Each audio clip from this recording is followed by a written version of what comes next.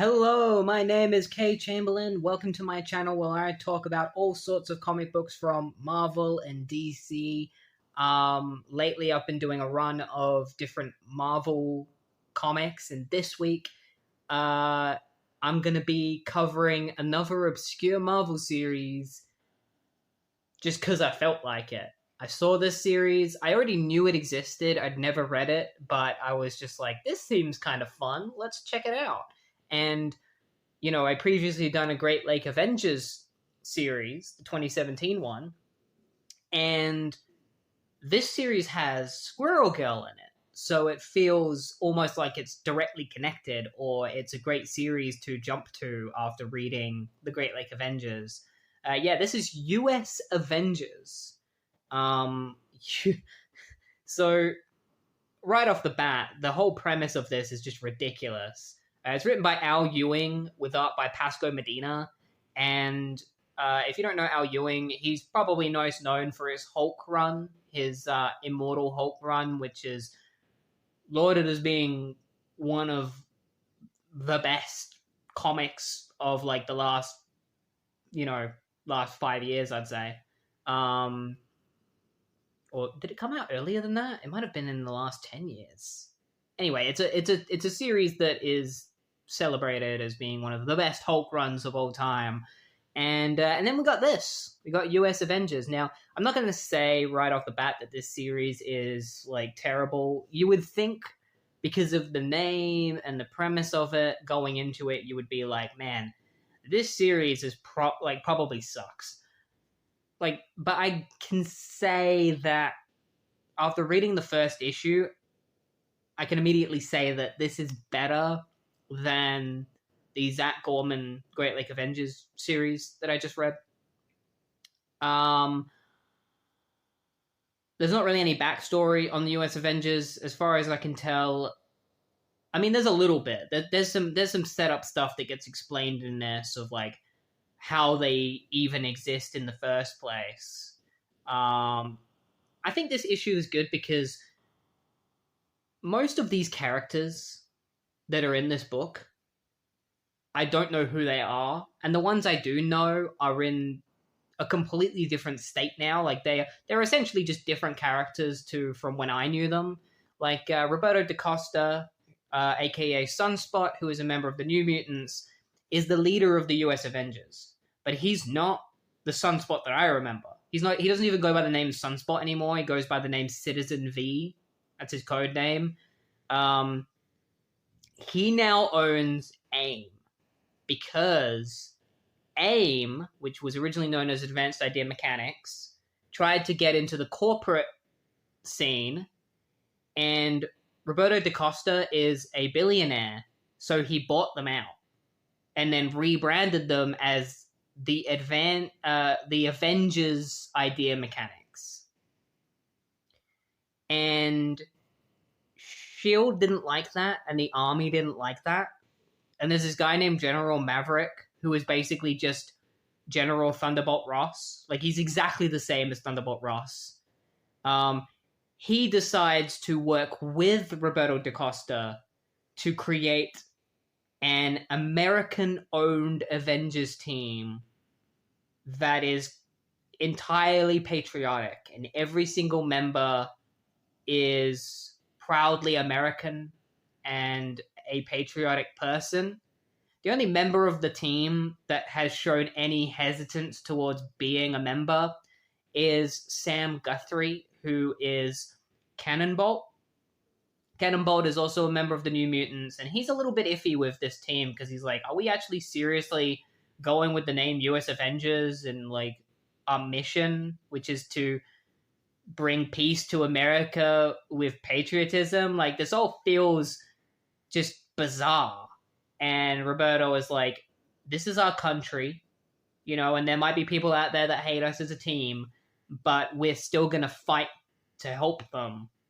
And I hope that you help us. Because in order to, become a part of the team, Sam and all the other members of the US Avengers, who I will go through in a moment, all had to record little videos of themselves as like a documentary saying why they're joining the US Avengers.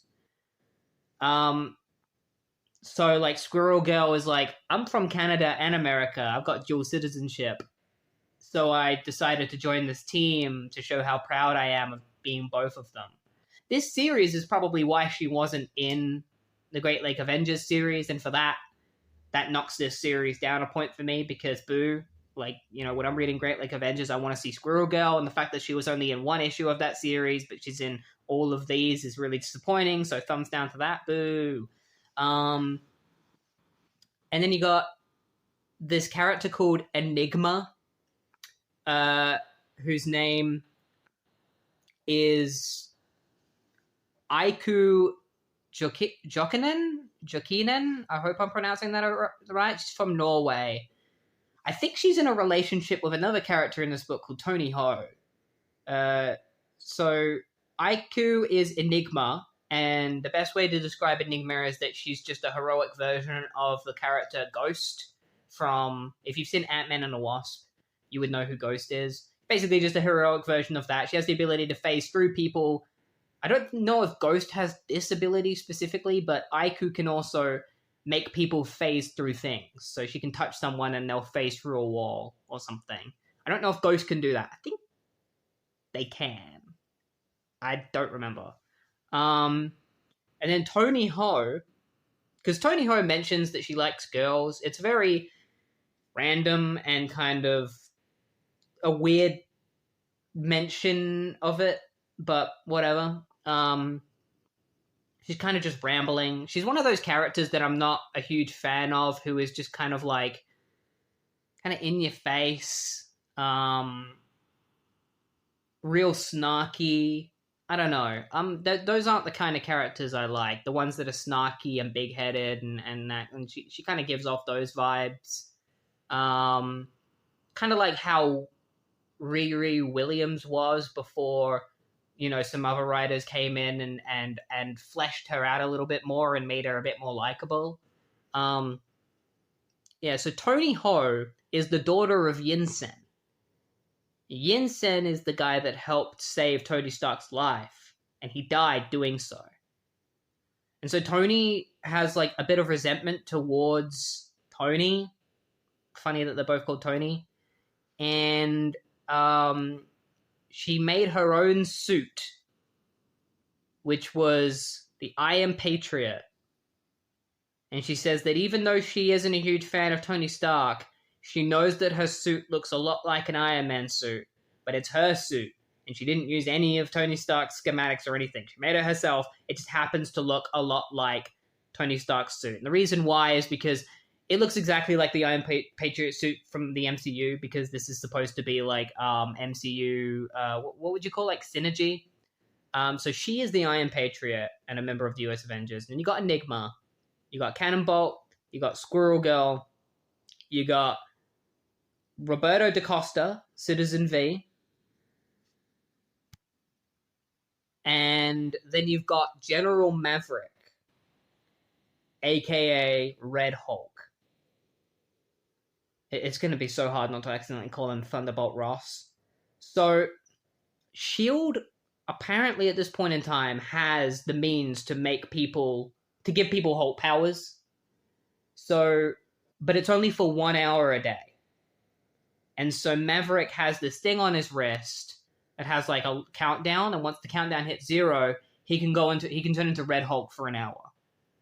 So the US Avengers are called to go and deal with this evil supervillain group whose name isn't mentioned yet. They have like red robes on, and they ride in a helicarrier that is also a volcano. So it's like spewing lava out the top of it. So a picture the S.H.I.E.L.D. helicarrier, but a big volcano sticking out the top of it, and there's lava flowing from it. It's really weird.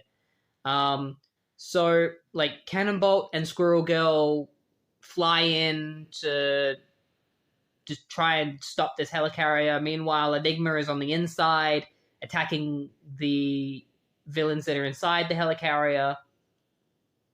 And there's actually a fun moment where Squirrel Girl has a bunch of flying squirrels, and she's like, let's try and leave, like, let's try and lower, like, squirrel casualties to a 0, thank you, which I thought was funny. And then Maverick goes Red Hulk and just destroys the helicarrier immediately. And so Squirrel Girl's like, what's he gonna do for the other 59 minutes? Like, we've already completed our mission. And so the US Avengers,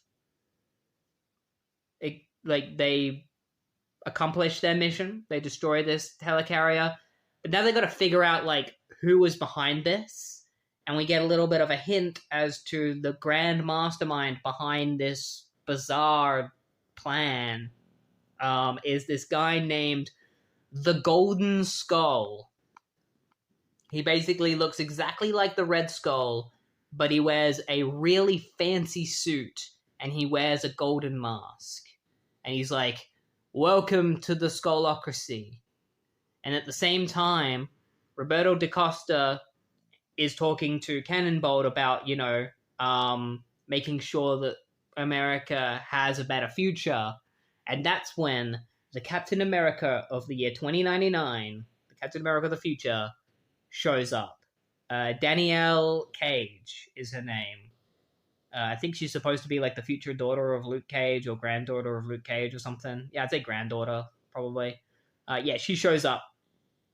Or even great-granddaughter. And she's Captain America, and she's probably going to join the US Avengers. And that's kind of everything that happens in this. Most of it is just kind of an introduction to everyone, to all the members of the team. And then this mysterious golden mask villain, Golden Skull, I think his name is. I called him the Golden Mask. I think his name is the Golden Skull. That's all that really happens in issue 1. And so we're going to move on to issue 2 and see what happens next. Alright, so in issue 2, we learn a lot more about Danielle Cage. Apparently, she's not from the year 2099. She's from the year 20XX, because they can't really pinpoint a year, because comic books have like a sliding timescale. So she's from the year 20XX. All we know is that she's from 30 years from wherever the year is going to be in comics, like whatever the canon year is, which means she's the daughter of Luke Cage and Captain America in the future. I thought she was 2099 Captain America, because 2099 Captain America looks a lot like her and is also a Captain America from the future, so maybe she's just that version of Captain America reimagined for newer comics. But anyway, we learn about her future, which is a future that was completely devastated by Thanos during a day known as Zero Day, where Thanos just showed up one day, took over Project Pegasus, which is this, company that creates all sorts of insane technology, uses their technology, because they have, like, cosmic cubes there, to make 2 gauntlets with cosmic cubes in them, and then uses those gauntlets to kill half of the heroes on Earth, or just half of the population in general. And so Black Widow, and Danielle Cage is a baby at this time, Black Widow manages to get some of the surviving heroes together, and they band together with magic and power technology, and they kill Thanos. And so, but the world is completely destroyed by this point. So Danielle is forced to grow up in a world that's just a barren wasteland, and she becomes Captain America.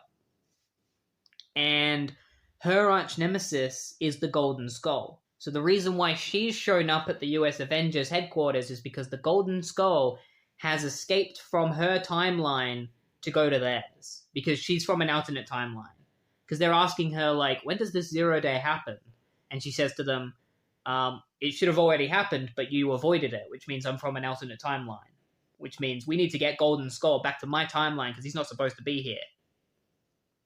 So, as soon as she said that Golden Skull was her arch nemesis, I was like, oh, of course he is, because she's Captain America, and he's her Red Skull kind of thing. Nobody knows his real identity. He has 3 different origins that people theorize. One of the theories is that he was the son of a guy that this Colonel Steve Trevor killed during the Civil War. It's like an alternate version of Steve Trevor. Yeah, another one is that he is the son of another character called the Plunder, which is why he has like a pirate theme. Because Golden Skull's whole thing is that all of his mooks are pirate themed, and his goal is to ravage like societies, causing them to collapse, and then using the resources from the rubble to gain wealth. So he'll destroy a society, take all of their stuff, and then sell it all, and then move on to the next place to destroy, like a pirate. He goes around and he plunders things. And because there's nothing to plunder in the future anymore after Thanos destroyed it, like in his future, he went back in time because there's plenty of things to plunder there because their 0 Day didn't happen. So the way he escaped is that Danielle Cage found him and was stopping him from trying to steal some stuff. And she shows up. He tries to shoot her, and that's when it's revealed that she has indestructible skin, just like Luke Cage. So she's very OP. She's got like super soldier serum, and then she's also got like indestructible skin, plus the Captain America shield. So yeah, he shoots at her, it doesn't do anything, and then he manages to escape using a time travel device that he had stolen, because that's why he'd come to this place. He came to find some things to sell, and he found a time device, and he used it to escape from Captain America, time travel to the past, and now he's here. So the US Avengers are like, all right, this guy loves plundering things, but he also treats humans like they are objects as well. So maybe he's gone somewhere where there's a lot of people that he can use for his own bidding. And so Robert DeCosta is like, he probably wants to mingle with like other billionaires and stuff and use them to his advantage. So I'd imagine that he's probably gone to one of those parties where all the billionaires come together and see each other. And so the US Avengers decide to go undercover at one of these like billionaire get-togethers.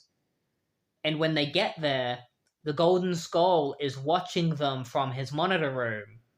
And it turns out that he was 5 steps ahead, because all of the billionaires that are at this party are actually robots controlled by Golden Skull. So they reveal their true robotic faces and prepare to destroy the US Avengers. So at the end of the issue, the US Avengers are left in a bit of a sticky situation. There's a moment in this where Squirrel Girl continues to prove that she's the best character in this book, because she asks if one of the dishes has nuts in it, and he's like, oh, I don't think it does. Like, I'm pretty sure it doesn't have nuts in it. And Squirrel Girl's like, can we get some nuts in it then, please? Thought that was funny. But yeah, outside of that, like, this issue is mainly just one big meeting that they have at a table and then a moment at the billionaire party. Like, none of the US Avengers really get to do anything besides, like, DaCosta and Danielle Cage. Like, Squirrel Girl gets that one line, like that one joke, and that's kind of it.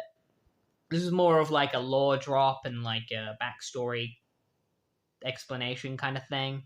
So let's move on to the next issue and see what happens in issue 3. Hopefully a little bit more stuff happens in the next issue, I'm hoping.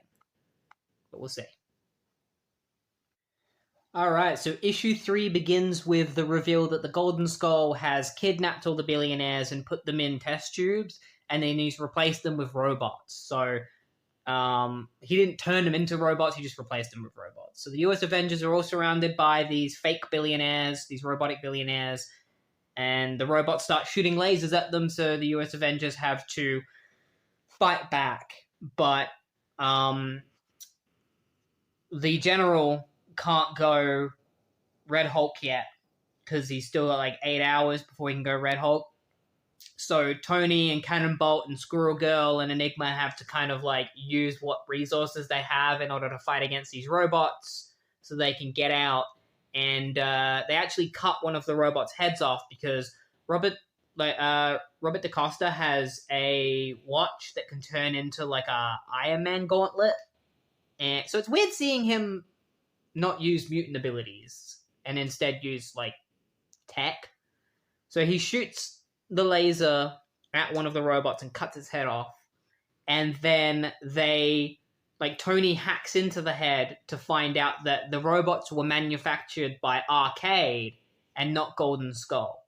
And she's like, and so they contact Danielle Cage to tell her that the robots were created by Arcade, who is an X-Men villain, and that she needs to go looking for like Murder World, which will probably look like an amusement park or something.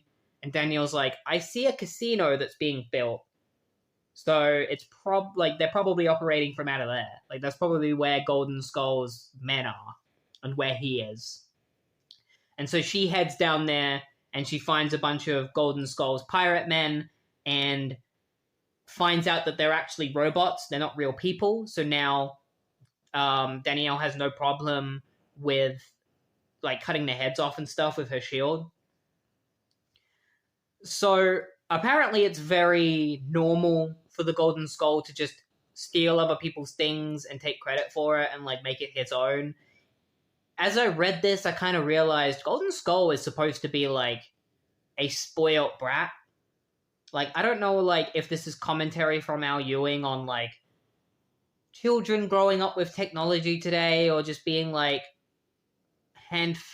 not having to work for anything or something. Because that's the vibe that comes from Golden Skull, is that he is a spoiled brat who uses others to work for him and never does anything himself. Like, he never lifts a finger himself. He steals everything that he has, and he gets other things to make stuff for him, like other people to make stuff for him, and he cries and throws tantrums when people mock him, which he does in this. He gets mocked by Captain America, and he starts, like, freaking out. He's just like, hey, I'm the Golden Skull, I'm the greatest mind in the world, like, I'm just doing, like, you know, I don't have to lift a finger myself. I can just steal whatever I want, and I have these robots, and they can build me whatever I want. And so the US Avengers make it to the casino, and they help Danielle fight all of Golden Skull's robots. And they break into the casino where they find the Golden Skull and all the billionaires in their test tubes. And he's like, well, take one more step, and I'll boil all of these billionaires alive. So don't do anything. And Robert DaCosta is like, I know that the people that I held hostage are people that we'd probably be fine with dying because they're all billionaires and we hate billionaires. But I don't want innocent people to die. So let's just listen to Golden Skull. Let's take this easy. You know, inside voices. And the Golden Skull has built himself... Well, he didn't build it. He got a bunch of his robots to build himself a golden suit of robotic armor. Tony is also now in her Iron Patriot suit. She called it in and flew to the casino. So the Golden Skull is announcing his victory to everyone, and he's just like, oh, you think that if you just, like, don't make a noise or attack me in any way that I'm not going to kill these billionaires? I don't care about these people. I hate these people. I'm going to kill them anyway. But before he can do anything, before he can press his, like, little button to boil all of the billionaires alive, Enigma, like, her thing is that she has, like, cloaking technology, which, like, bends light to make her invisible or give her different disguises. And so she bends light in such a way that she can actually shoot lasers, too. So she bends the light and creates a laser which cuts off Golden Skull's robotic, like, the hand of his robotic suit so that he can't kill all the billionaires. And then Iron Patriot comes in and attacks Golden Skull, and he's like, my suit is made out of solid gold! And she's like, yeah, it's not gold-coated. And gold is an incredibly soft metal, so I can just rip you apart. And she just rips apart his golden suit. And he's just like, how? How are you destroying my suit? She's like, you didn't make it.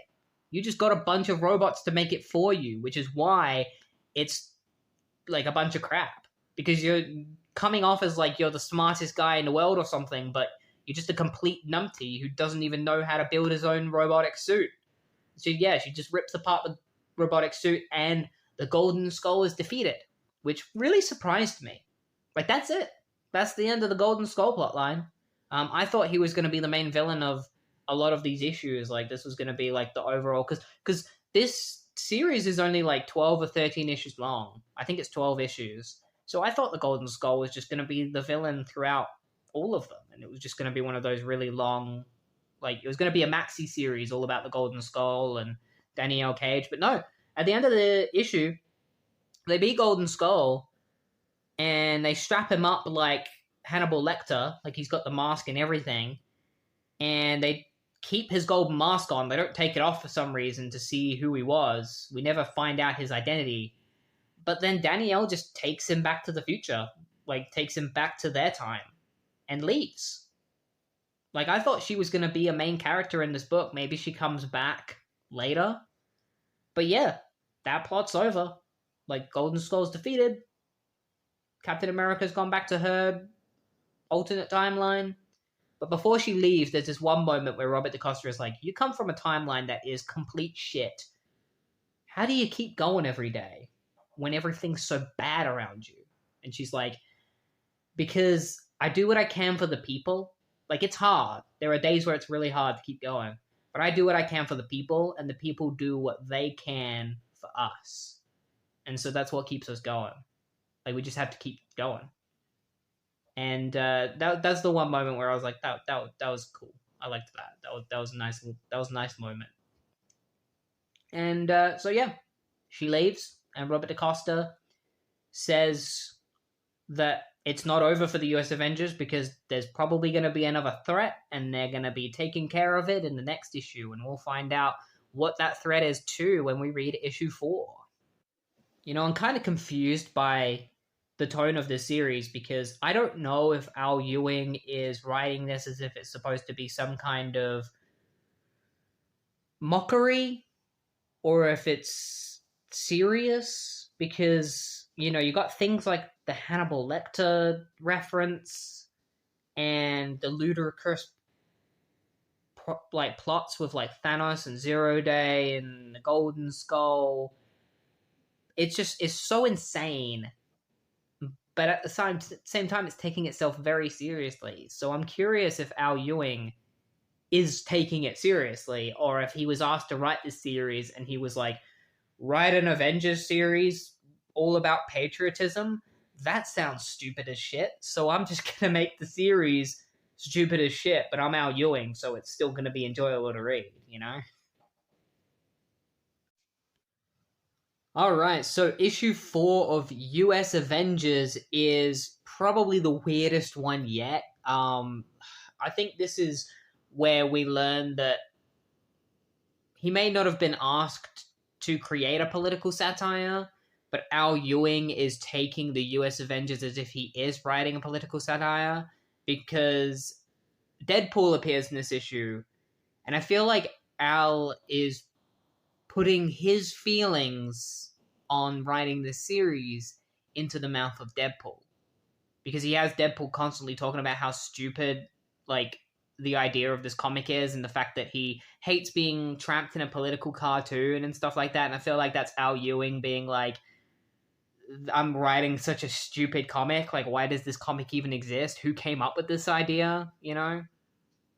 Because I don't think Al pitched this. I think Marvel was like, we gotta do like a US Avengers. We gotta do like a, you know, politics the big right now. Because this is like 2016, 2017, you know, either the election. Yeah, because this started in 2016. So the election was probably going on at the time that this book came out and then ended while this book was still going.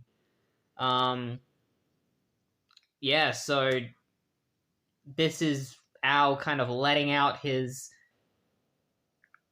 ability to mock this book that he's writing and disguise it as fourth wall breaking humor. So this entire issue is an event. Because not only is Al mocking the premise of this comic, but also he's mocking events in general. Because Marvel had recently done an event that had come out just before this issue called the Monsters. I can't remember what it's called, but it's like that monster one with all the kaijus and stuff. And so this issue is another event right after it. And the way it works is that the entire issue is just one event. And so throughout the issue, there are other issues inside the issue that run for about a couple of pages. You know, so there's like an issue of US Avengers that it starts with, and then we go into an issue of Deadpool, and then we go into an issue of Hulk, and then we go into what's it called? It's called like it's called like Monsters and Shield, I think is what Al Ewing calls this one issue event. And it's called like Monsters and Shield issue Alpha, which is at the start, and then issue Omega, which is at the end, which is kind of what like DC did with their annual events for a while, where they would have like one issue at the start, bunch of tie-ins in the middle, issue at the end, capping it off. So the entire issue is all about Colonel Maverick, or General Maverick, sorry, aka the Red Hulk. He's been tasked with infiltrating this nearby castle, which is called Castle Kruger, because there is a Tyrannosaurus kaiju called the USA Kaiju. Not kidding, that's the name of it. It's literally a giant T-Rex with a American flag on it that screams USA. He's this guy called Colonel Zilla, who is experimented on by this professor named, or this doctor named Dr. Victor Van Doom. Not Victor Von Doom, Victor Van Doom.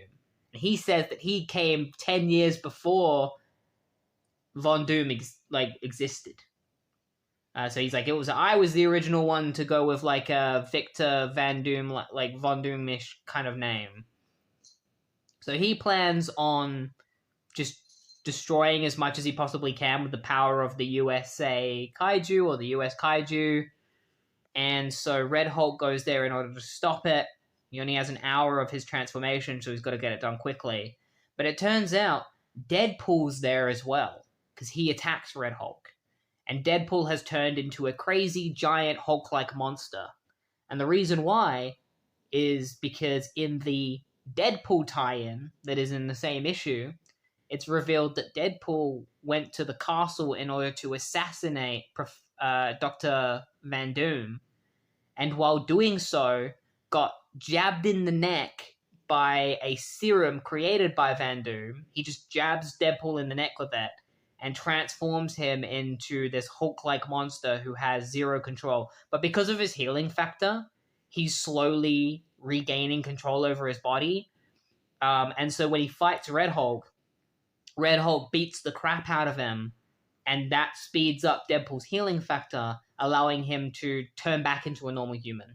That's how they explain it. So he turns back into a normal human, and then we find out in the Hulk tie-in that is also in this one issue that Van Doom had kidnapped Colonel Zilla in order to transform him into the USA Kaiju and use him as his monster minion.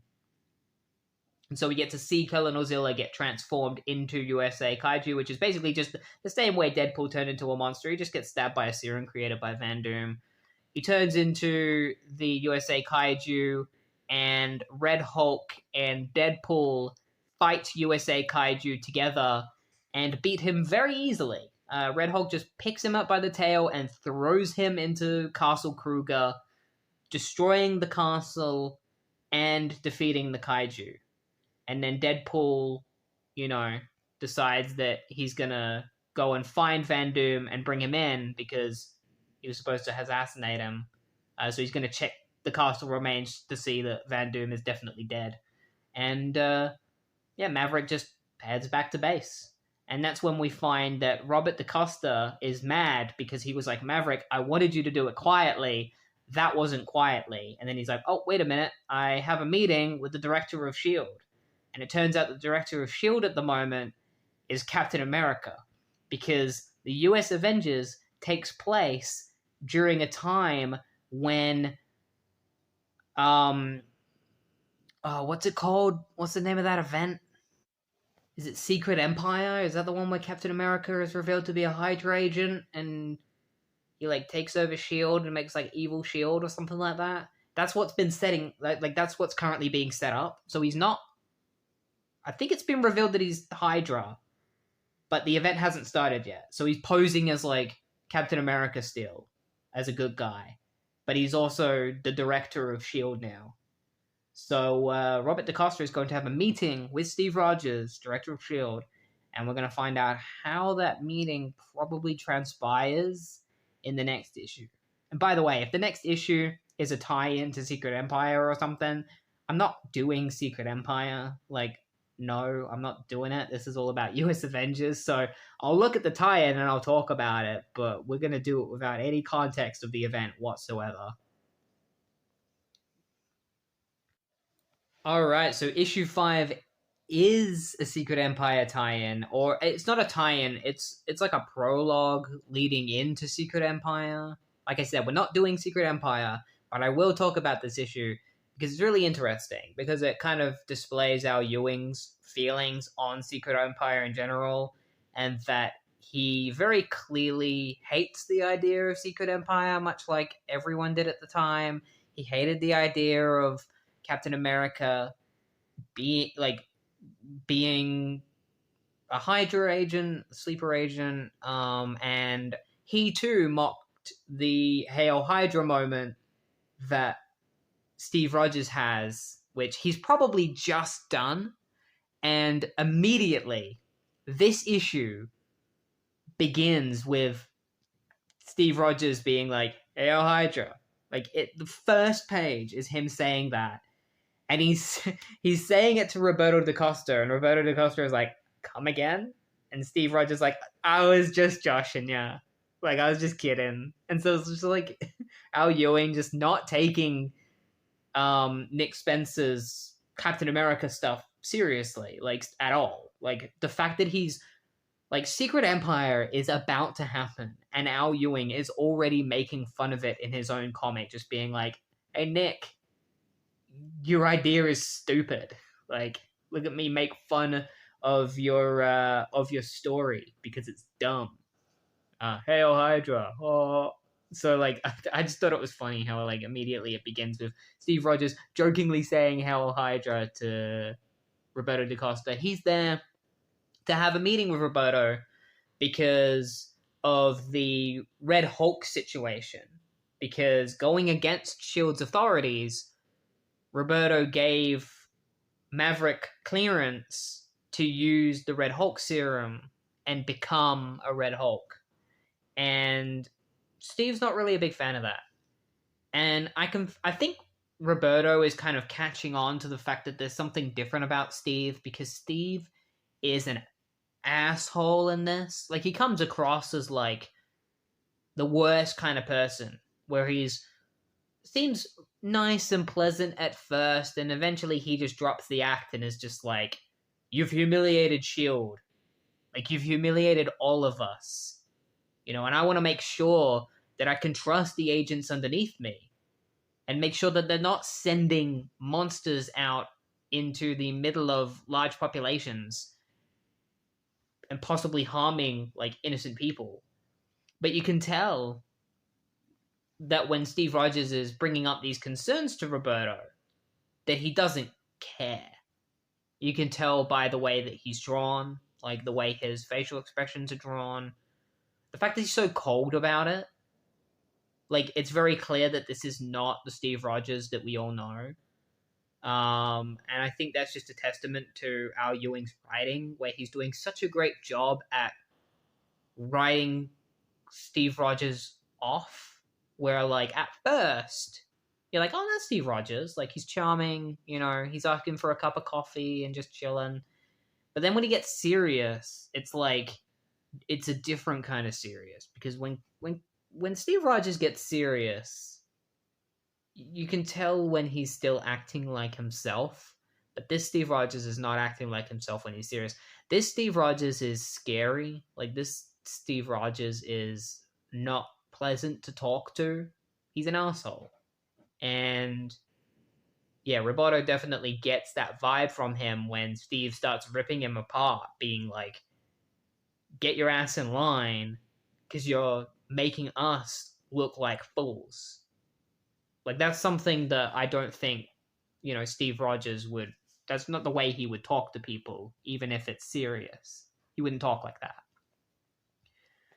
So after this confrontation, he leaves.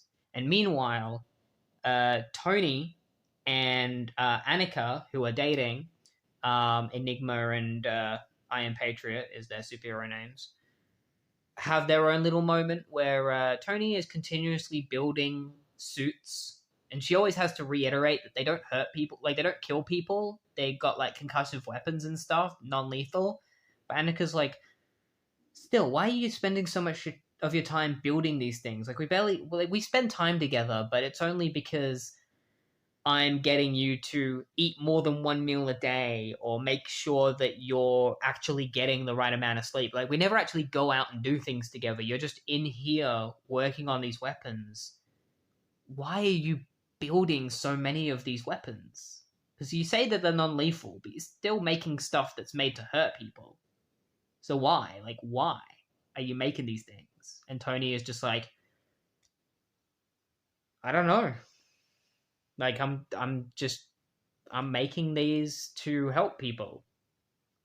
So it's very clear that she's hiding something. And it reminds me a lot of the arc that Tony Stark goes through in the MCU, adapted into the comics, where, he was making all these suits of armors to protect people, and he kind of got addicted to it and had to be brought back to reality and, just stick to making like one armor every few years instead of 52 armors in a few months. So yeah, that's some stuff that happens between Tony and Annika, and also Sam Guthrie, aka Cannonbolt, is having his own situation because he currently lives in space. Or no, he doesn't live in space, but he's dating somebody named Izzy Kane, aka the Smasher, and they have a kid together called Josh. And she's a super guardian. Like, she's what's called a super guardian, who is just a superhuman who lives on another planet.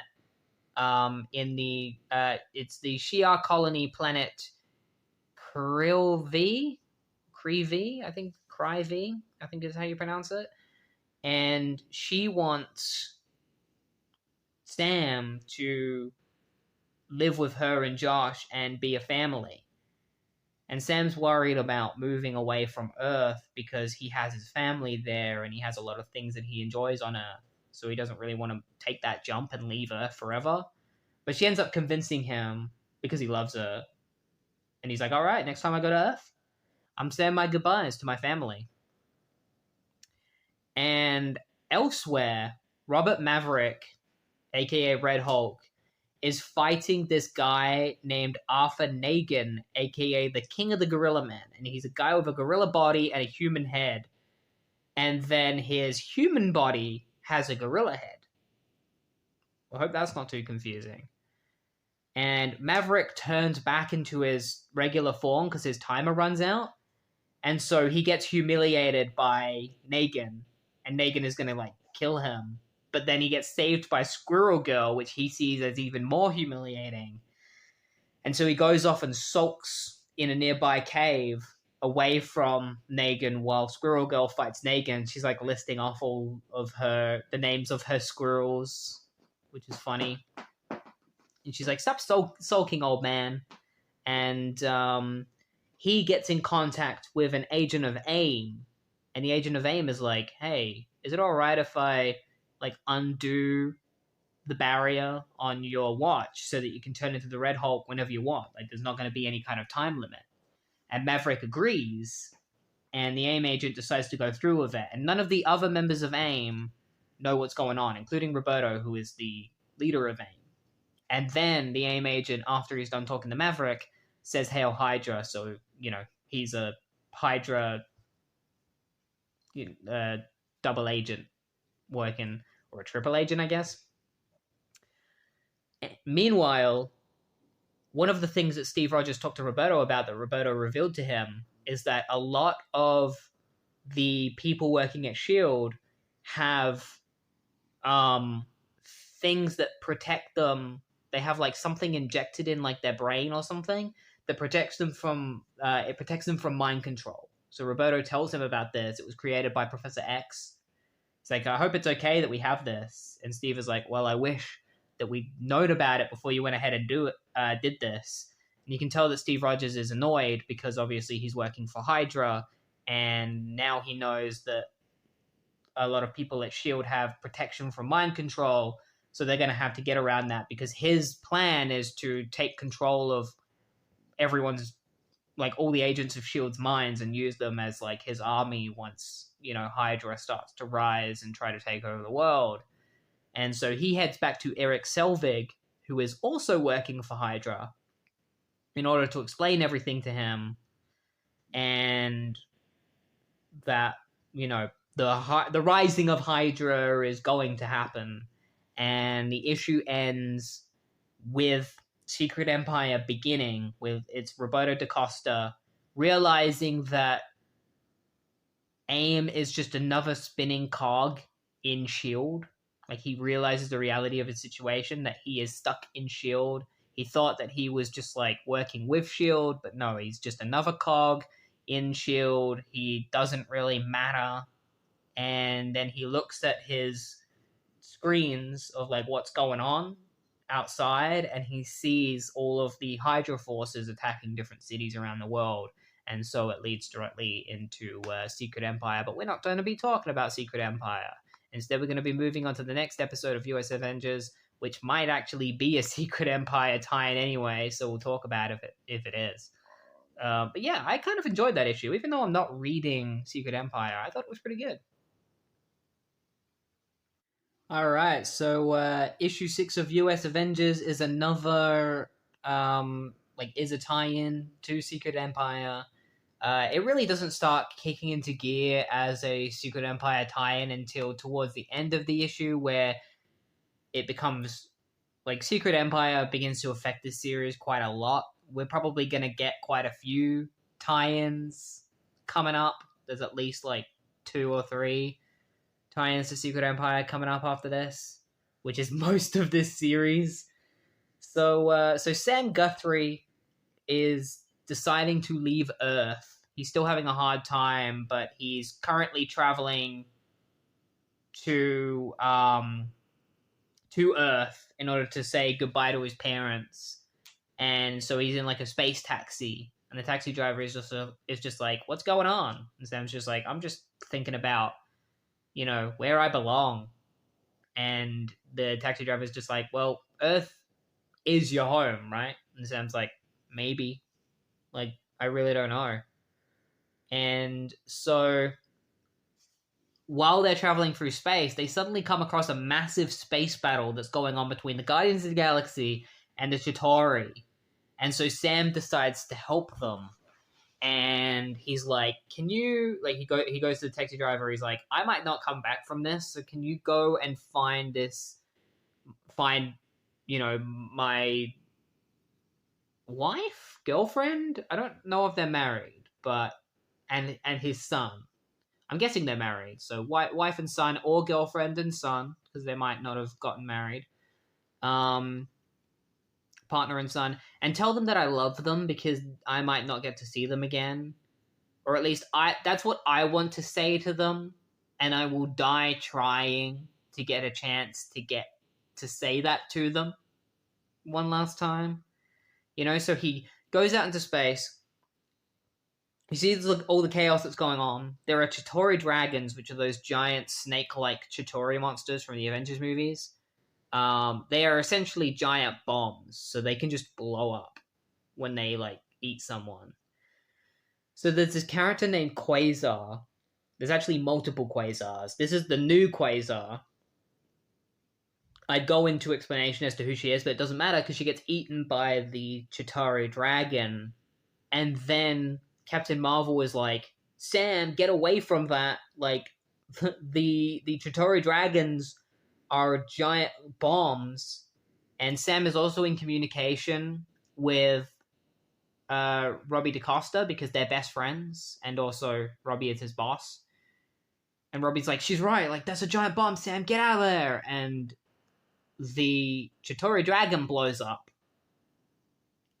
presumably killing Quasar and Cannonball. And so Sam is presumed dead. And Robbie is pretty distressed by that because he's possibly just lost his best friend.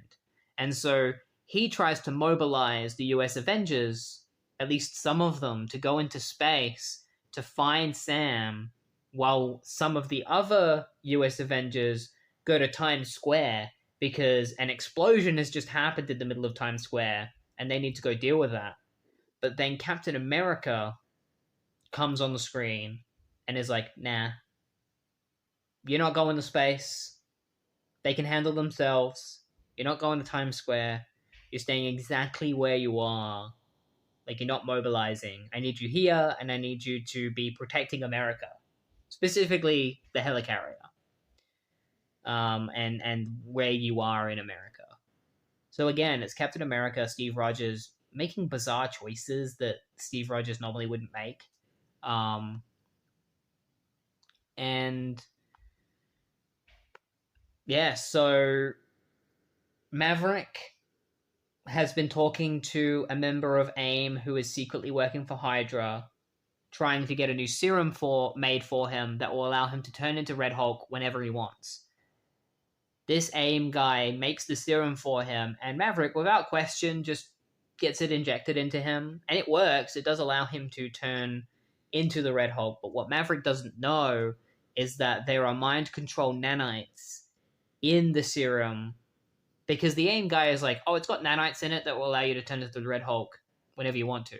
And what he isn't telling him is that it does that, but also it will allow us to control your body. Not your mind, but just your body. So that we can do whatever we want with you. You can be our weapon. And so Maverick just falls hook, line, and sinker for it and takes it. And so Hydra has begun their attack on America to take over. And Dr. Faustus, a member of Hydra who has the ability to mind control, appears on a nearby screen and starts trying to control the minds of everyone at S.H.I.E.L.D. And so Robbie remembers the trick that Professor X taught him about protecting his mind control, like protecting mind control. So he does the trick, which is called the red triangle trick, where you think about a red triangle and that protects you from mind control. So he does that. But then one of his AIM agents, called Larry, turns against him. He's not mind controlled. He just believes in the same ideals as Hydra. And he thinks that Robert DaCosta is an asshole for giving in to, like, the corporate agenda or whatever. And he shoots Robert. Like, he shoots Robbie. And we don't get to see what happens to Robbie. It happens off panel. But he calls Captain America and says that the deed is done and that Robbie has been taken care of. And then Steve tells them to activate the Red Hulk for him. And they activate their control over Red Hulk. Maverick starts losing his control because they tell him to do the red triangle thing, because like Robbie starts communicating to the US Avengers and is like, do the red triangle thing, like they're trying to take control of our minds. And Maverick's like, red triangle? Psh, like no one can take control of the Hulk. And then he gets taken control of, and as his body is under control, he keeps trying to say red triangle, but it's not working. And he goes straight for Tony Ho, I Am Patriot, to attack her. And that's where the issue ends. It ends with Maverick about to attack Tony Ho, so we'll find out what happens within the next issue. There is a moment in this where Tony and Anka have, or Annika, is it Annika? Yeah, have like a little bit of a spat about Tony making weapons And she has a moment where she kind of blurts out that she's not Tony Stark. She's like, I'm not Tony Stark. And Annika's just like, what? And Tony's like, nothing. So we're learning a little bit more about Tony, of that she has a fear of being like Tony Stark, and that she feels she's being made to feel like she is becoming like Tony Stark, and she's trying to not do that, but she is inevitably going down that same pathway Tony did, making a million armors and stuff. All right, so issue 7 immediately begins with Maverick, aka Red Hulk, fighting Iron Patriot, aka Tony Ho, because he's being controlled, like his body is being controlled by Hydra. And so he's like, Tony, what are you doing? Like, why aren't you just using your force fields to put them around my head and suffocate me? And Tony's just like, what are you doing? Why are you attacking me? And he's like, I don't have any control over my body. Like, Hydra's controlling me, so you gotta, like, knock me out as fast as you can. She starts using, like, concussion blasts on him, and he's like, all right, that's a good start, but you're gonna have to be a little bit tougher than that in order to take me down. Meanwhile, Squirrel Girl and Enigma are fighting their way through Hydra forces, and Tony wants to get them to safety, so she tells Enigma to grab onto Squirrel Girl, and then she uses her Iron Patriot suit to hack into into Anika's Enigma suit, and it teleports her and Squirrel Girl away to safety somewhere, and we'll find out where. Captain America appears for a brief moment where he's like, I know you're probably sad to see what happened, and I'm sorry this had to happen, but it did. Hydra is taking over the world, and I'm leading the charge. And, Tony gets, like, her suit ripped apart by Maverick, and then Hydra take Tony and Maverick away to condition them. Because what they're doing is they're taking, like, rogue agents of S.H.I.E.L.D. and, like, people who work with S.H.I.E.L.D., and conditioning them to work with Hydra. So that's what they plan on doing with Maverick and Tony. Meanwhile, there's a couple of aliens in space, and they find Sam Guthrie, aka Cannonball's, body floating in space, revealing that he is still alive. Tony and Maverick also play up the idea that Squirrel Girl and Enigma are dead, and Maverick is kind of playing it up a little bit too much, to the point where you think that he might believe that Tony actually killed them when she didn't. She just teleported them away. He's like, you know the rules, Maverick. If there's no body, then they're not dead. So, Squirrel Girl and Enigma end up in France. And when they get there, Hydra is also in France, because they have an American branch and a French branch. Like, they're attacking the entire world. So Squirrel Girl and Enigma have to fight the French Hydra, which is weird because Hydra has always been like a German thing, but I guess like now there's American Hydra and French Hydra. I don't know, it makes Hydra feel a little less unique when you're just saying like, oh, there's American versions, French versions, British version probably. Squirrel Girl is revealed to be able to speak a little bit of French, so she's able to talk to the Hydra men while she's fighting them. So they work together and they defeat these Hydra men, but they call in backup. An American Hydra guy comes in riding in a plane that has weapons on it, and because he's an American Hydra, he has intel on Annika and Squirrel Girl, so he can shoot lasers that can hurt Annika, because her Enigma suit allows her to harden herself like diamond, but these lasers are able to hurt her. But they get saved by Ares, who shows up out of nowhere and just plunges his axe into the Hydra like jet, destroying it. And before this, the last time we saw Ares, he was ripped in half by Sentry and killed. And so when he shows up, Squirrel Girl is like, wait, how's he here? Like, last thing I remember was that he got ripped in half. I guess he just decided to come back somehow. So it's a little bit funny of like Al Ewing kind of just doing the random like character comes back without any real explanation kind of thing, because he just can't be asked explaining why Ares came back. He healed. That's basically all we really need to know, is that Ares is like on the level of a god, so he just healed himself and he can't really die. And so Ares isn't alone. He's alongside a group of other characters who I don't know what the name of the group is, but I'm presuming that it's probably Excalibur, if I had to make an assumption, because, you know, Captain Britain is there, and Excalibur is one of the only teams that, you know, Britain is known for being a member of. So yeah, a couple of these characters show up. Captain Britain's the only character I recognize personally. I'm sure they'll say the names of the other characters later, but yeah, Squirrel Girl, Enigma, and Ares decide to go with them to fight the forces of Hydra in France. Meanwhile, Maverick and Tony get taken to like the underground Hydra facility where they're conditioning people's brains, and they have to share a cell together, and that cell is currently occupied by Robert DaCosta's dying body. And Robert was shot in the head, so he's currently dying. His body is currently in its sunspot form, which is where he goes entirely like pitch black and can use like fire powers. So yeah, he's dying, and we kind of leave on that little cliffhanger, and we'll find out what happens in the next issue, which is another tie-in to Secret Empire. All right, so issue 8 begins with flashbacks to Tony Ho's childhood. As we know, she is the daughter of Yinsen, the guy that saved Tony Stark's life and sacrificed his own in doing so.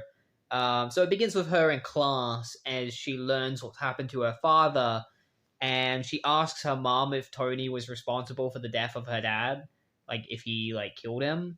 And her mom's just like, no, he didn't kill him, like not at all. It's just one of those situations where there wasn't really anything he could do. And Tony's just kind of like, well, he should have tried. Like, he probably could have tried harder. And she swears that she's going to be better than Tony. Like, that she's always going to try her hardest and prove that she can do better than Tony did. You know, because she believes that Tony could have saved her father. But that's only because she's a kid, you know, so she doesn't really understand the reality of life, and that, like, you can't save everyone.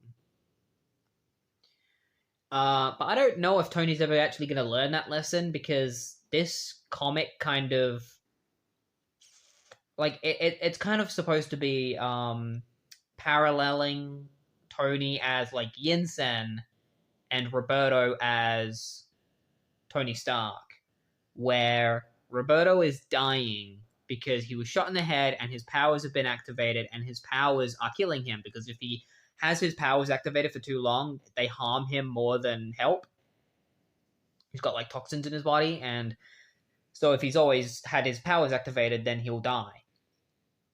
So she needs to figure out a way in order to heal him. So most of this issue is kind of Tony exploring the facilities, seeing what's around her, what she can scavenge and use to help Roberto, which is exactly the case with Yinsen helping Tony, because if you don't know, and you haven't seen Iron Man for some reason, Yinsen's helps Tony build his first armor, and it's made out of just scrap and junk that they found lying around the jail cell that they were in.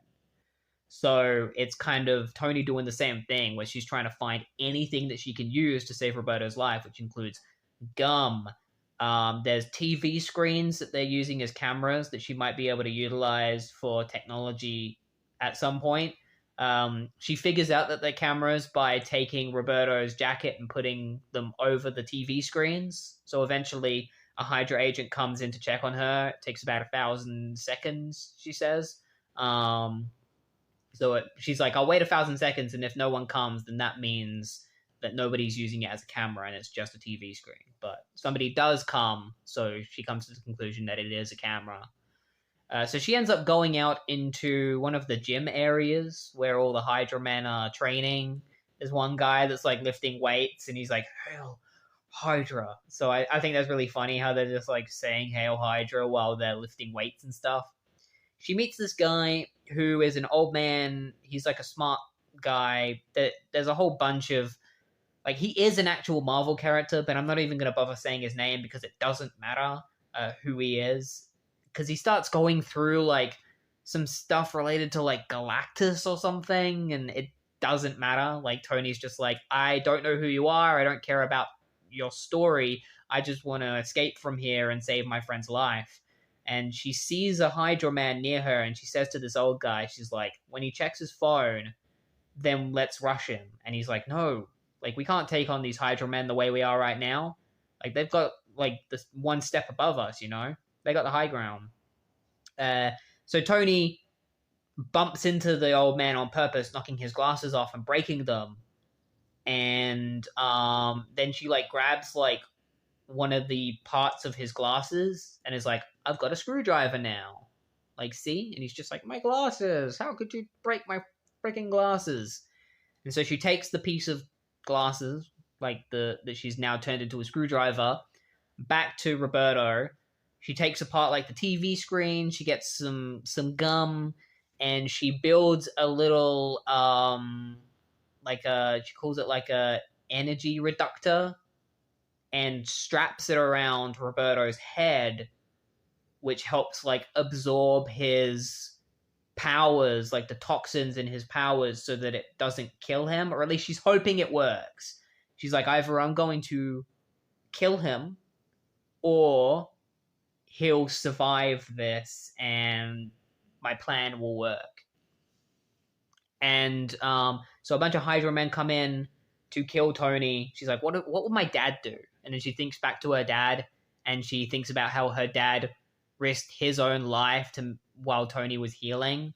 And so she's like, oh, damn it, Dad. And so she decides to do the same thing that Yinsen did and provoke the Hydra guys that come to keep them away from Roberto while he's recovering with her device. So they go to shoot her, and Roberto, like, she gives like a whole, like, I'd say it's like an anime level speech to these guys, where she's like basically announcing that she is saved the life of her father. Like, she's followed in the footsteps of her father and has saved the life of a close friend of hers. And she's like, thank you, Dad, for teaching me these life lessons. And Roberto appears behind her, fully healed and ready to use his powers against the Hydra men. So we're finally going to see Roberto use his powers within the next issue. Meanwhile, while this is happening, Squirrel Girl and Enigma team up with a bunch of superheroes in Europe, which is like Ares, Captain Britain, Excalibur, Guillotine is another character. Like, all these guys, they're not Excalibur. They actually, or maybe they are Excalibur, but Squirrel Girl doesn't call them that. She says, like, they're just the European US Avengers. And so they go and find like another branch of Hydra and infiltrate it in order to take them down. And so she's like, European US Avengers, like, assemble! And so they all start fighting the Hydra forces. And so that's basically just what they get up to. They don't really get up to much. They do run into another character who's Outlaw, who's just this guy that like rides on a bike and has a gun, like has a shotgun. Excalibur has the Excalibur blade, which allows her to make people see their like inner demons and stuff. So she uses it on one of these Hydra men, and it knocks him out because he sees his evil side or something, and that causes him to pass out. So yeah, they don't really get up to much. They just fight a bunch of Hydra guys, and that's pretty much everything that happens in this issue.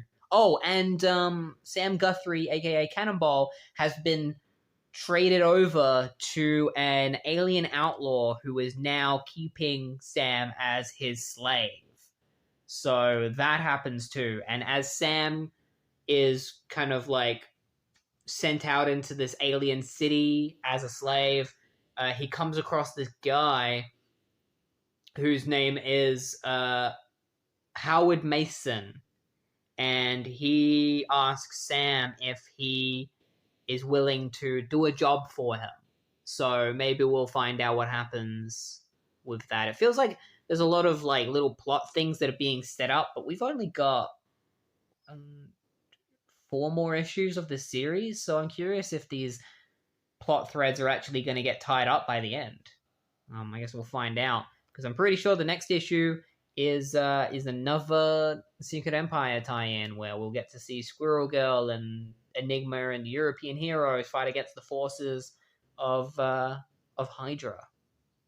Oh yeah, also I forgot to mention that in the previous issue that I just talked about, there's a really cringe moment where it's probably the worst joke Al Ewing has done, where Excalibur and Guillotine start comparing their swords, and Excalibur is like, "Oh, your sword probably hates my sword," and Guillotine's like, "Yeah, that seems to be the case because our swords are so edgy." And it's just like, I kind of groaned. I didn't like.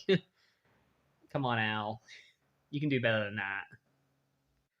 All right, so issue 9, not really a lot happens in issue 9. It's pretty much just one massive fight against the forces of Hydra, but there are a couple of things that are worth of noting.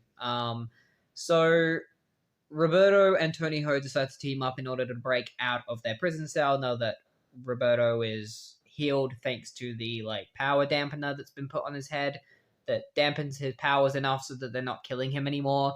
He grabs onto a nearby part, like this part's kind of funny. He grabs onto a nearby wall of the cell and rips it off. And there's a guy in there on the toilet, like an AIM agent that's been put in prison. He's like, it's occupied, sir. And Raymond's like, tell everyone that we're breaking out today. And so, they start breaking through and beating up a bunch of Hydra goons. And that's when Red Hulk gets sent in. He's currently being controlled by a couple of Hydra men with a joystick. They're controlling him like a video game character, kind of arguing over it, being like, oh, you gotta duck and weave, like duck and weave. Hand me the controller. And so Roberto fights Hulk for a little bit. And because Roberto has the ability to control his body heat and create fire, and he knows that Red Hulk, at least the original one, was able to absorb heat, he decides to make a bunch of heat and like shoot it into Red Hulk in order to burn all the nanites that are controlling him. So he does that and it works. Red Hulk absorbs all the heat. The nanites are all burnt, and then Red Hulk teams up with, because he's no longer under control, so he teams up with Roberto and Tony, and off panel they take down all of the Hydra men in the prison, and they take control of it. So it's now a Hydra prison under the control of the US Avengers. Meanwhile, the European US Avengers, led by Squirrel Girl, off panel, they found a bunch of mech suits, and so they start fighting Hydra forces in mech suits. That's pretty much all they do for the whole issue. Because the Hydra forces have been going around kidnapping superheroes, like European superheroes, like Black Knight. And so the European US Avengers start fighting the Hydra forces and their commander. And they start turning the tables on Hydra. And so the Hydra commander is like, all right, we need more power to our weaponry. So take all of our reserve power and bring it to the front. But they're stupid because their reserve power is what's powering the power dampeners on Black Knight's cells, like on like the cells that are like holding the other superheroes and the metahumans and stuff. So by doing that, they're able to break out, and Enigma ends up like heavily damaging their Hydra ship because she has the ability to phase herself and other objects. So she phases her mech through their giant ship, which causes a massive gash like in the side of the Hydra ship. And then they're able to just like break into the Hydra ship and save all of the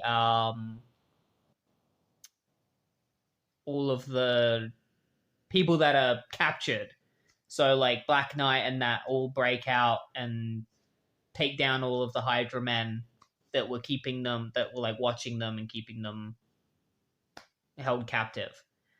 And then after that, Tony calls Annika because they're dating and gives her an update on what happened at the Hydra facility where they, freed Red Hulk from the control of AIM and from the control of Hydra and took over the facility. And she promises Annika, she's like, Annika, you were right about the whole Iron Patriot thing and that I've been focusing too much on making these armors. I just got to tell you that I finally realized that I don't need Iron Patriot anymore. I'm not going to be dedicating my entire life to it. I'm still going to be doing the superhero thing. I'm just not obsessed with it anymore. And so Annika starts crying and is like, oh my god, you finally realized, I love you so much, Tony. And Tony's like, I love you too, Annika. It's a nice moment. It's a real sweet moment. And then we cut to Sam Guthrie, who has been taken by this guy named Howard to this seemingly pleasant, town. Sam assumes that it's Earth because Howard said he was going to take Sam home. And Sam's like, you said you were going to take me home, but this is Earth. And Howard's just like, Earth? You're a kidder, aren't you, Guthrie? You're standing in Glenbrook. You're in the happiest small town America ever knew. So what makes you think you're on Earth? And there's actually a slight change in the art style here where it's giving a little bit of Archie vibes. And so that's gonna lead us straight into the next arc, which is kind of a parody of Archie. So I'm looking forward to that. This is kind of the end of the Secret Empire tie-in, so we'll find out what happens next in issue 10 as we get into the final arc of the US Avengers. All right, so issue 10. The cover for issue 10 doesn't really actually say anything about what happens in the actual issue. It's more just a throwback to an old Avengers cover, which had Hank Pym as Yellow Jacket holding the body of Goliath, I think it was, or him or he was holding the body of Wasp or something like that. I think that's what it was, because because she died or something, and he's surrounded by the other Avengers.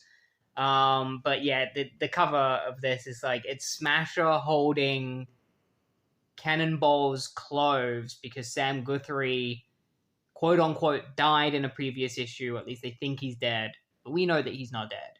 But this doesn't that's not even the plot of this issue. Smasher doesn't even show up until the very last couple of pages of this issue, and she's not sad, and she's not mourning over Sam Guthrie at all.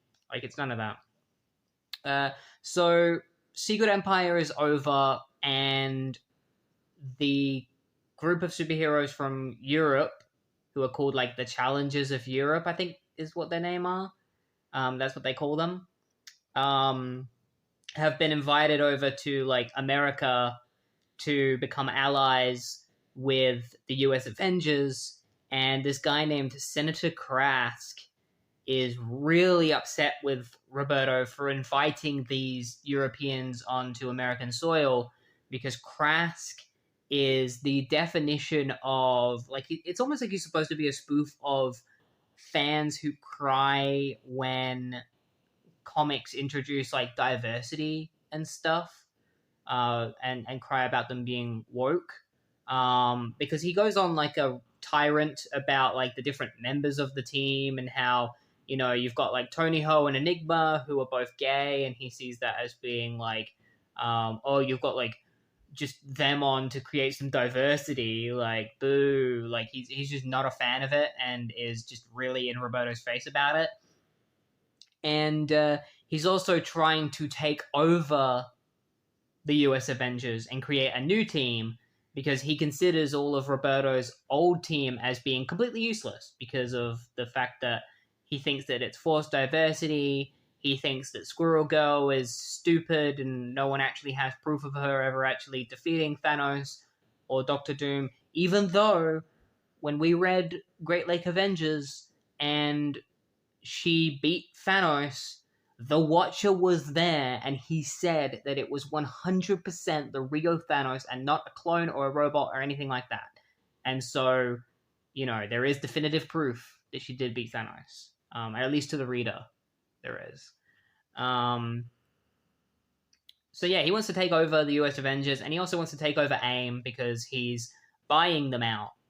Like, he's basically buying out all of Roberto's power over AIM, because Roberto is currently the supreme leader, except he isn't, because without telling Senator Krask, Roberto quits being the supreme leader of AIM, but he also puts like all of his assets into AIM, and he quits by text.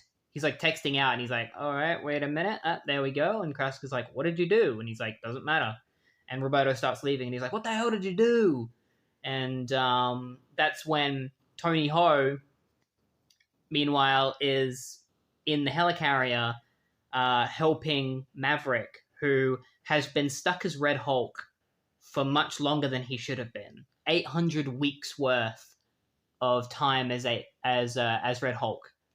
And that'll do a lot of damage on his body because it's supposed to be only an hour at a time. And so being Red Hulk for 800 weeks worth of time, or maybe it's 800 hours, I think it's 800 weeks, is not good for his body, because you're not supposed to go through that kind of stress, because he's 60 years old, so he can't handle it. So, she's trying to reverse the Red Hulk transformation, and in order to do that, she has to force him to turn back, and it's going to be incredibly painful for him to do so. But Maverick, and she's like, you might die. And Maverick's like, do it. I know the risks I was going into when I agreed to this. And so she does it, and it's incredibly painful, but she succeeds in transforming him back to Maverick at the cost of pretty much everything. Maverick is left wheelchair-bound, frail. Before, he was 60, but he was a good 60. He was jacked. Not anymore. No, he's scrawny 60, or he's 60 years old, but he now has the body of a 90-year-old. He's got bloody noses. He's red indefinitely. He's red forever. He's going to have red skin. It's now a condition that he has. And he has to take a lot of pills for the rest of his life. That's actually the last time we see Maverick for now, is he gets wheeled away by one of the AIM agents who is like, let's take you to the pills that you're going to be able to taking for the rest of your, that you're going to have to take for the rest of your life. So Tony's kind of like, I saved Maverick's life, but at the same time, he's going to be wheelchair bound probably forever, with all sorts of heart problems.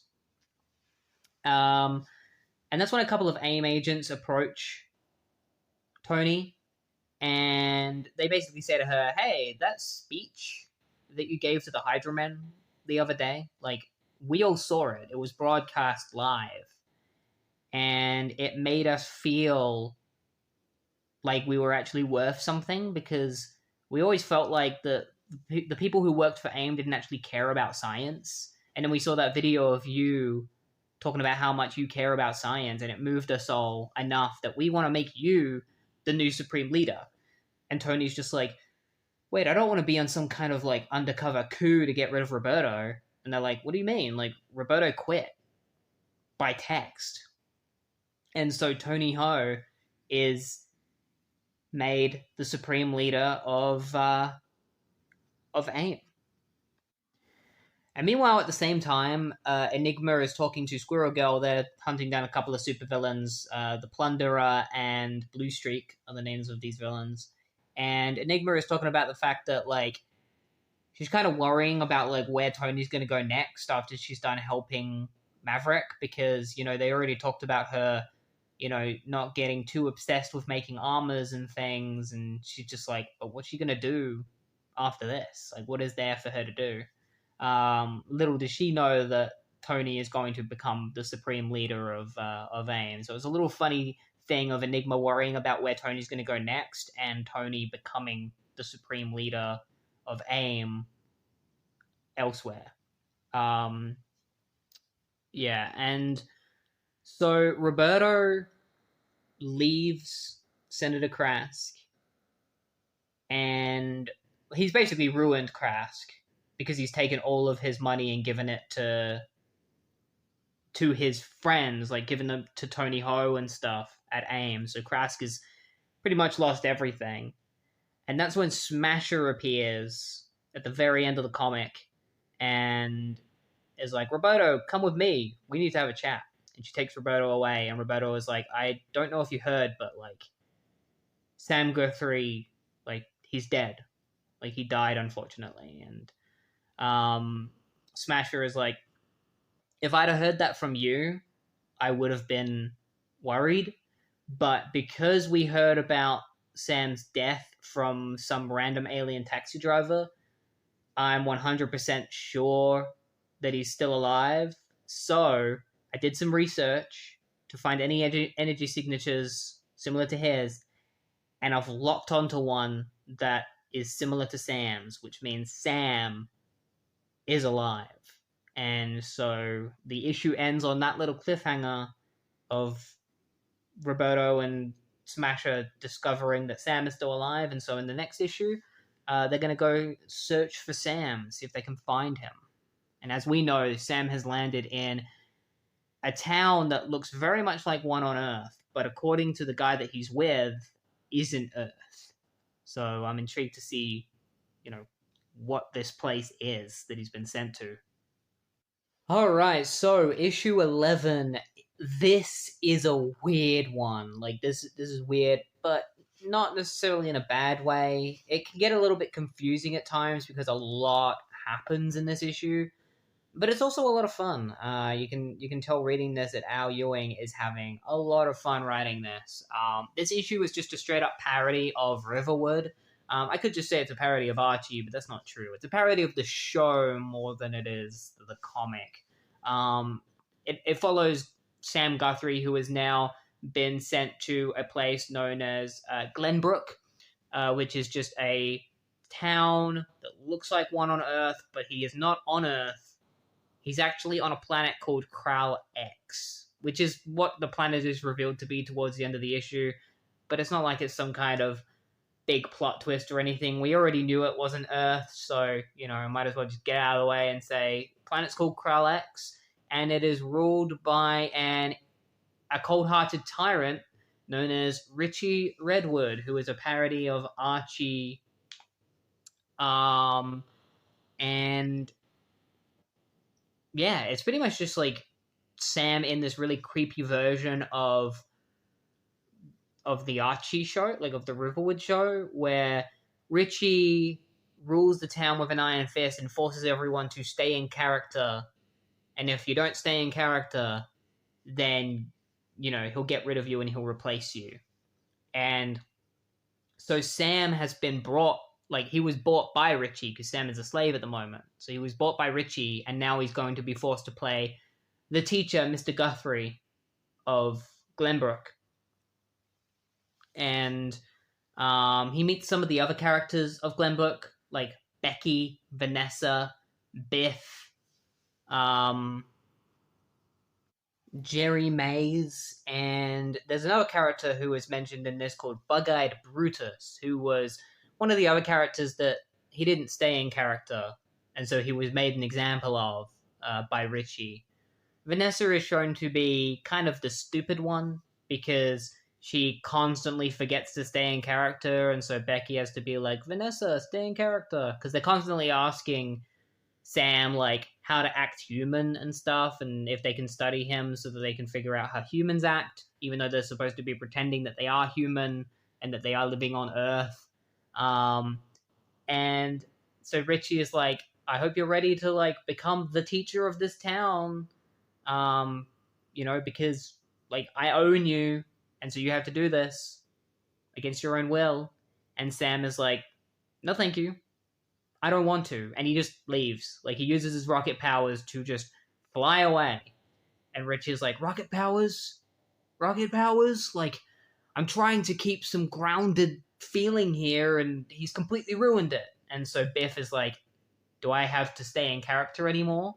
And Richie is like, go after him. And so Biff heads after Sam, and it's revealed that Biff has multiple X-Men powers. Like, he can turn into like a hybrid of all the X-Men.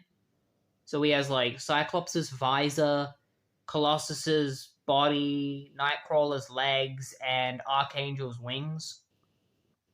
And he beats up Sam off panel, and Sam gets sent to a prison cell underneath Glenbrook, where he meets Bug-Faced Brutus and a couple of other characters down there who presumably also didn't stay in character. So he's probably going to team up with these other characters so they can break out and defeat Richie. Meanwhile, the rest of the team, the US Avengers, are all with Smasher, and they're searching for Sam because Sam has like a device on. It's like a medical device that the Shi'ar Empire gives people, and you can use it to track them. So they've tracked his signature, like his energy signature, like where his device is, and they're gonna go to the location, which is Glenbrook. But a group of pirates who look like 1920s mafia guys show up in the middle of space, riding like space carriages and old like 1920s cars, and they just like start shooting at Smasher's ship with the US Avengers on it. And then they also have an, what would you even call it? Like a god? Like, what do they even call it? They're called like, what are the names of like the cosmic being, I guess you could call it. It's like one of those cosmic beings like Galactus. It's not Galactus though, but it looks like a 1920s gangster. It's like the one, I can't remember his name, but it's the one from Eternals. That one. Like, it looks a lot like that one. The one that like fell into the ocean and became an island. If he was wearing a 1920s gangster hat. And so Maverick, who still has his Red Hulk abilities and is intent on using them despite his current condition, transforms into Red Hulk, and he fights this 1920s cosmic gangster being alongside these gangster pirates. And that's kind of where the issue ends, really. It's like leaves on a bit of a cliffhanger where the US Avengers are fighting these gangster pirates, and Sam is imprisoned by Richie Redwood. And so we'll find out in the final issue how all of this is resolved, because it's the final issue of the series. So I imagine everything will probably be resolved in the next issue. I'm curious to see, because it seems like there's a lot of stuff to tie up. So I guess we'll find out. And so we make it to the final issue of US Avengers, which just kind of ends, really. The ending to US Avengers is very disappointing, especially if you're somebody like me who has no plans to continue reading Avengers, because you'll see what I mean when we get to the event, like the end of this issue. So this issue basically just wraps up the little Riverwood parody that we got going on. We find out why Richie has gone insane, and it's because Bug-Faced Brutus is a Skrull. Like, it's revealed that he's a Skrull. They're all Skrulls. And they became obsessed with the Richie show that humans had watched many years ago. And so they decided to emulate the Richie show and create their own Glenbrook alongside a bunch of their family members, because Brutus and Richie are brothers. And so, yeah, they create this Glenbrook, they start doing this show, but Richie becomes obsessed with keeping everyone in character and within continuity, while Brutus is a lot more open-minded and wants to introduce new characters and new concepts to Glenbrook, which is how we get references to the reboot and stuff, where he's like, oh, there's this character that we're going to introduce, and, you know, he's going to be gay, and, like, then we got Sabine the Sorcerer, and she's going to come here for, like, Halloween specials, and Richie gets more and more annoyed the more concepts, like the more new concepts that Brutus introduces and new characters. But he snaps when Brutus suggests that he no longer disguise his face as a normal human and instead be an alien who is trying to be human. That's the concept that he brings forth to Richie. And in retaliation, Richie basically declares war on Brutus and his group of characters that Richie doesn't like. And so they end up fighting each other. So Brutus and his characters and Richie and his characters fight one another. Richie has a couple of, they're called power scrolls. They're basically just super scrolls, but less power, like not as strong, like rip-off super scrolls. He has power scrolls on his side. That's who Biff was. Like when Biff transformed into that form of all of these different X-Men powers, it's because he's a power scroll. So they fight each other, and the power scrolls are too strong. So Brutus and his characters lose, and they get locked up in the prison that Sam is currently locked up in. And so that's kind of all the backstory that we get on why Glenbrook is the way it is, why all these characters are in jail. There's also a little bit of a hint of, like, possible cannibalism, because they mentioned that there's no food or water in the jail, and that there was also more of them before.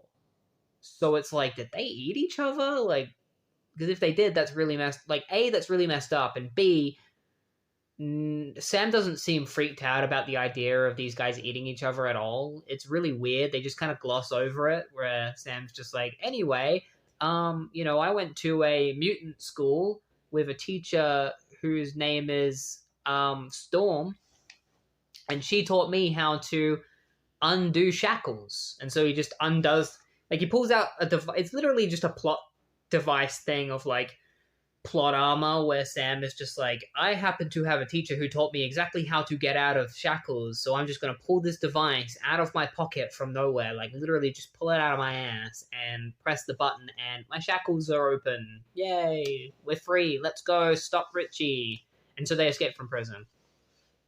Meanwhile, the Shi'ar ship that the US Avengers and Smasher are flying in have arrived in Glenbrook, and Richie sees them arrive and is like, this isn't within continuity because aliens shouldn't exist in Glenbrook. And so he orders Biff and one of these other characters whose name I don't recognize, who is also a Power Scroll, he orders them to attack the Shi'ar spaceship.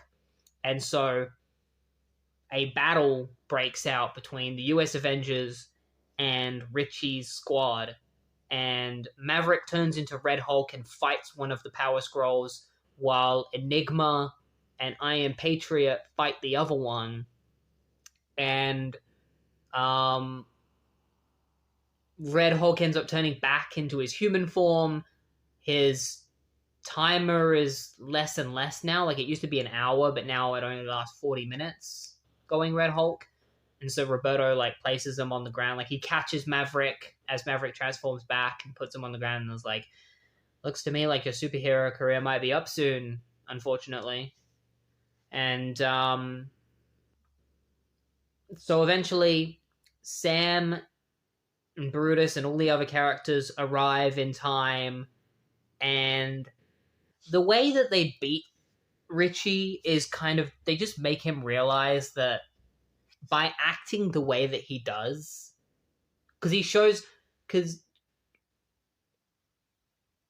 like over time, Richie has watched so many episodes of the Richie show that like he thinks he knows everything about Richie, but what he doesn't realize is that the way he's been acting is very out of character for Richie, and so Brutus makes him realize that, and Richie just gives up because he all he ever wanted was to stay in character and be in continuity, but he isn't even doing that himself. And so he falls to his knees and surrenders. And the US Avengers beat Richie and save Sam from Glenbrook. And yeah, that's kind of it. After that, they get on the Shi'ar ship, and their ship just suddenly gets attacked by something off panel. Tony says that something really bad is happening, and it ends on a cliffhanger. And it's like, if you want to know what happens next, you got to read Avengers issue 675, because it leads on to a story called Avengers No Surrender, which is like all the Avengers teams that existed at the time all crossing over in a big crossover event written by Mark Waid and Al Ewing, which we're not going to be talking about because we're just here to talk about US Avengers, and that's exactly what we did. That's how US Avengers ends. It ends on a cliffhanger that leads into an Avengers event. Like I said, a pretty disappointing ending to the series, especially because I enjoyed the Richie stuff, especially because it felt like commentary on fans who complain when characters aren't in character, or complain about characters being changed when reboots happen and stuff, or like evolving and developing characters or adding new characters. You know, you always have that group of fans that doesn't like change at all, and they always complain about it. And that's kind of what Richie was embodying within this story arc. And then him kind of realizing that he's just become so detached from what Richie is. Like, it's not what he knew it as 30 years ago. It's something entirely different now. And I think that's what a lot of fans have a hard time grasping when it comes to comic books, is that they're stuck, like they're attached to this version of the character that is 30 years old, and they haven't moved on. Like, that character is not like that anymore, and they probably never will be. But these people choose to hold on to that anyway. Personally, when it comes to that kind of stuff, I have my preferred versions of characters, but I never try to make it bother me too much, because there's not really anything I can do about it, and complaining about it doesn't really do anything. It just ends up making me feel bad, and like I end up, you know, getting negative, and I don't like to be negative. So it's always something that I try to avoid or ignore, and just be like, whatever, like, it's comic books, characters change, there's always going to be different versions of them, and I can't really do anything about that, and that's okay. But yeah, this US Avengers series was okay. I think its highest points were definitely the first 3 issues, and then the Archie. Actually, you know what? That issue with Deadpool and Red Hulk teaming up, and it was like an event that was within one issue. That was cool. I really liked that. That was one of the best parts, especially because the American Kaiju is just a really wacky idea that I loved. Just this kaiju that is Americanized, screaming USA. But the rest of the series, other than that, was all over the place. I think the biggest problem with this series is that it was unfortunately heavily tied to the Secret Empire event, and that pretty much derailed this series entirely, and it almost didn't even recover from that. You know, a lot of the lingering plot threads that this series spent the rest of its run tying up were because of that event. And the tie-ins for their event were fine, but I also wasn't reading Secret Empire, so they were pointless at the same time. Because they didn't really progress the US Avengers series all that much. They basically just felt like filler issues, and while they were enjoyable filler issues, I much would have rather they just be I just wish the Secret Empire event just didn't even exist, or just didn't affect this series so much, where almost half of it, there were 5 issues of this 12 issue series. 5 issues of them were tie-ins to Secret Empire. That's almost half the series. First 3 issues were the Golden Skull arc, which ended incredibly quickly. I think probably because Al was going to have to do Secret Empire tie-in, so we had to wrap that up real quickly. You know, it felt like there was all these weird... So yeah, it kind of just loses its way and kind of fizzles out as the series goes on. And you can tell while reading it that Al is trying his best to keep things together and to create some kind of narrative, but it's like all of the...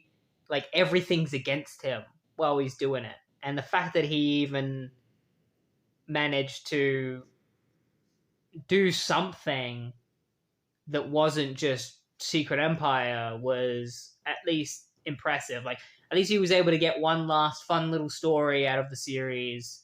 Sucks that it had to end on a cliffhanger, but what are you going to do? Probably wasn't up to him. It was probably editorial.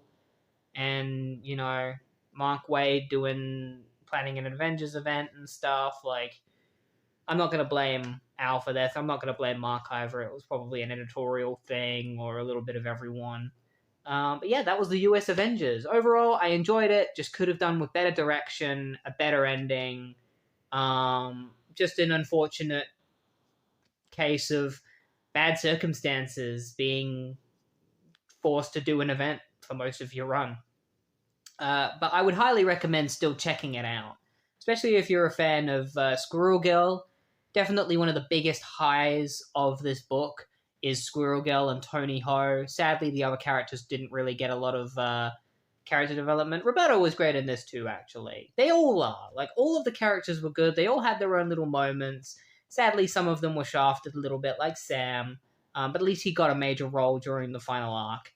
I just wish that this series had been a bit longer, because I would have been interested in seeing what Al would have done had the series kept going. So yeah, definitely check this out if you like any of these characters, if you want to get to know characters like Tony Ho and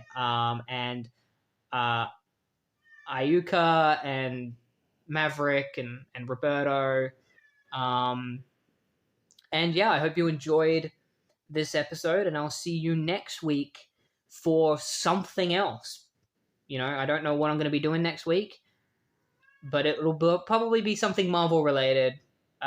Most likely not an Avengers thing. I think I'm going to try and avoid doing another Avengers offshoot team. I'll do something else. I was thinking of doing Iron Fist this week, and then I saw US Avengers and was reminded of this series, and I was like, you know what? I'm going to do this series. So next week, I think I'm going to do Iron Fist. So see you next week for that.